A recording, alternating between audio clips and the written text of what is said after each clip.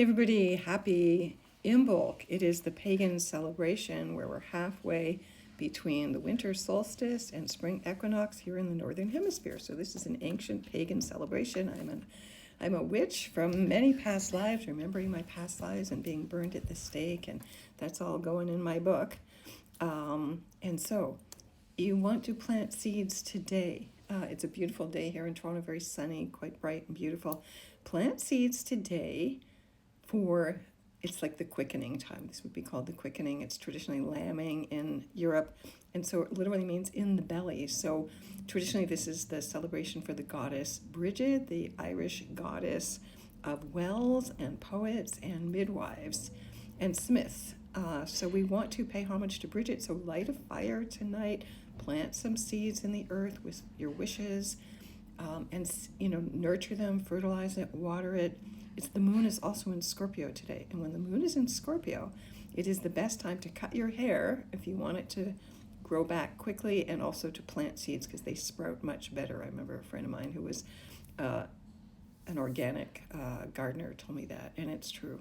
So when the moon's in Scorpio, it's the most intense time of the month, and the moon has been in Scorpio. Of course, you've felt it since the 1st at 3:37 p.m. EST, and it will continue to be there until the moon enters Sagittarius on the 3rd at 10:28 p.m. That's in Pacific Standard Time, but not until the 4th at 1:28 a.m. That's Eastern Standard Time. So that's a long time there, and there'll be quite a long, what they call a void of course moon after that. So when the moon's in Scorpio, it's the time to do the most intense shadow work. It's time to really see other people's shadows. The shadow is the parts that we mark evil or we don't want to deal with in ourselves, we don't want to own, we project it out onto other people. And also, when the moon's in Scorpio, you tend to go butt heads right with other people and want to be in power and want to be in control. So you'll see that energy kind of being reflected. It's also a time people tend to have fights also when the moon is in Scorpio. The moon trined Saturn in Pisces earlier this morning, so if you had very intense dreams, which I have been having for the last number of days, I'm still working on the meaning of what these are. Mercury sextile Neptune and Pisces, that will also contribute to remembering your dreams. These are deeply embedded dreams for your future. Mercury's in Capricorn. And so you want to write them down, you want to ponder them. The meaning will come clear. The more you work with your dreams, the more results you'll get from them. And especially with Saturn and Pisces, it's the time to have dream journals, dream discipline. I can go live and answer your dream recall. I've been running dream workshops since the early 90s. So the moon opposes Jupiter in Taurus. That was earlier today. Good for the stock market. Good for, bodily senses. You're feeling strong. The moon sextiles Venus in Capricorn. So maybe you got to give those Capricorns a bit of love.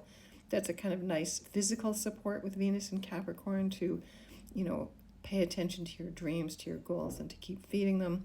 And the moon and the sun square each other off. That's tonight at 6:18 p.m. That means we're halfway to the next moon cycle. And then the Scorpio moon in conjunct Chiron in Aries. That's later tonight, 11:08 p.m. Eastern Standard Time. Again, you might be feeling vulnerable and defensive. So be careful that your defenses don't, make you want to fight. Don't accelerate things more. Now, Moon in Scorpio is very obsessive, so be careful where you put your emotions, okay? Because there is feedback, there's payback for all of them, okay? And then tomorrow, on the 3rd, the moon opposes Uranus in Taurus. That's at 4:55 a.m. So that might wake you up suddenly in the middle of the night. That's also an earthquake or a tsunami or some kind of earth water explosive energy. There could be battles going on somewhere on the other side of the world. Again, Scorpio is ruled by Mars and Pluto traditionally, and of course Pluto at 0 degrees of Aquarius. The world is entering a whole new phase this year. The moon sextiles Mars in Capricorn, so that will increase your libido. That's tomorrow on the 3rd. Early in the day, you should have much more drive, passion to get some long-term goals done. Moon trines Neptune in Pisces. That's very romantic, very idealistic, good for meditation, 5:42 p.m.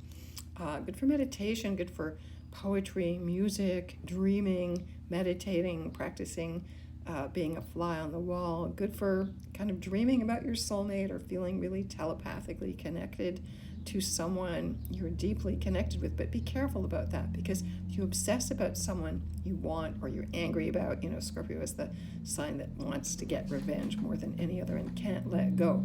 Be careful that you're not addicted to those patterns of behavior, because it'll work against you, okay? Scorpios always have that bad reputation when they're not really conscious, that they're just going to get revenge and jealousy and they want to control, and that's when they kind of really screw themselves, actually, by being too obsessive.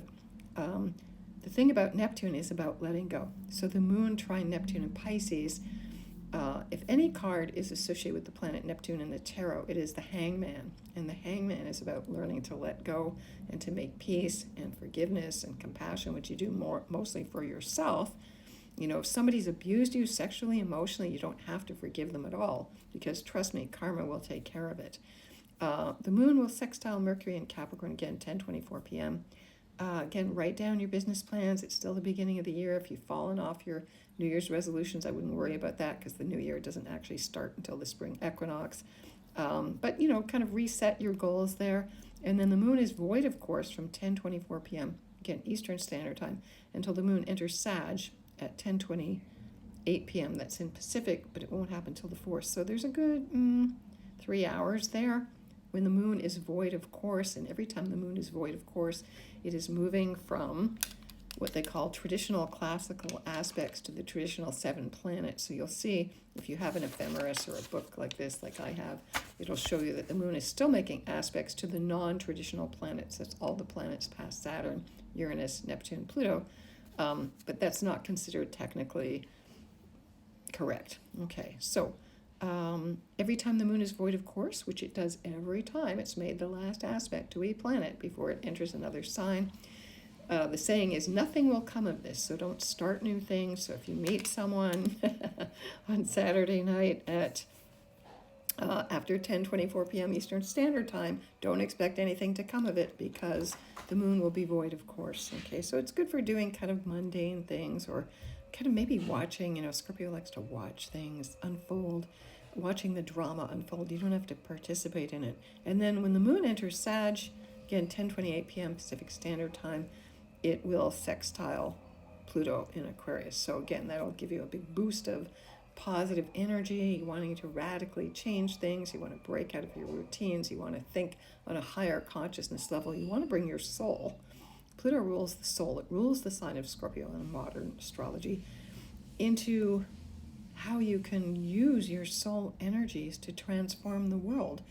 Pluto in Aquarius is about revolution, about freedom. The last time Pluto was in Aquarius, the French Revolution happened. The American Revolution had just happened. And so we're entering another cycle every 245, 248 years of revolution, of freedom, of the people taking back their power. So it's very important that you wake your soul up. What did you really come here to do? 222 is also a master number year in a way.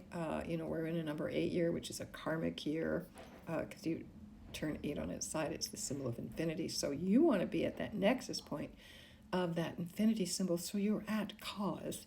My shamanic teacher said you have to learn to be at cause and not at effect. If you're at effect, you're unconscious. And Pluto in Aquarius is about waking your consciousness up. We are all connected. We're all interconnected. Aquarius comes before Pisces. So this is where the people realize that they're all connected on the mental plane. Now we have to watch it, because Aquarius in modern times is like, Neuralink and robotics, and people want to upload their consciousness into the cloud. But we want to maintain our humanity. The message I've been getting very clearly is, stop dissing nature. Stop putting nature down. Again, this is Imbolc. This is time to embrace the ancient pagan, earth-worshipping, goddess-worshipping things, religion, spirituality. That is the basis of who we are. So you got to fight for your right to be human, because Aquarius can veer into the detached, the material, the machine-like. I just watched Metropolis right through last night for the first time. A very early warning system about, big cities and, corporate control. And we want to break free of that. We want to break free. I'm thinking about that Queen song. And so you want to join with your fellow people to either help them to wake up, to be enlightened, to see the big picture, And Aquarius is the sign of the stars, so very much astrology is going to become even more mainstream as people understand the ancient and powerful nature that it is. You want to get in touch with me? I'm at taratarot.com, sending you many blessings.